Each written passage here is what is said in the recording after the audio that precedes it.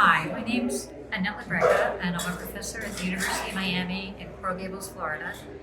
And I am also, by background, a clinical child and pediatric psychologist and a clinical researcher. So my interests in resilience are from an applied standpoint.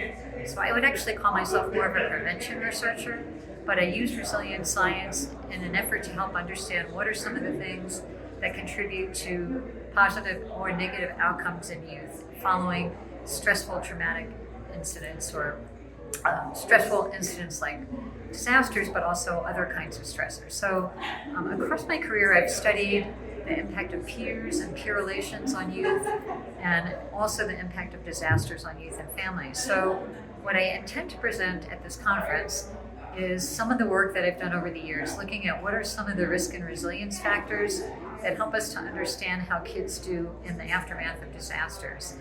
And now, because of climate change, this is becoming more and more of an important focus because these events, climate-related disasters, are happening with greater frequency and greater intensity.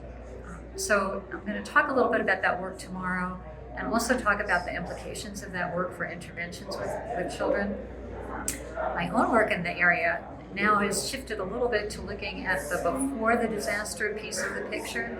So looking at what kinds of evacuation and other stresses occur before a disaster strikes, how they're related to children and parents' mental health and physical health, and what we can do to better prepare children and families for these kind of events. A lot of the preparedness literature and programs really emphasize keeping children, family, and adults safe, which is great, but they don't really deal with some of the emotional distress, anxiety, and panic that goes into preparation for some of these events. So I'm delighted to be here at this conference. I think it's a wonderful opportunity to bring together resilience and other researchers who are working on common goals and try to see what we can do to advance things, both in resilience science, but also in its practical application, so that we can get information that we've already accumulated and disseminated out to people who really could use it and help them and help children and families recover before and after these kinds of events. So that's it for now.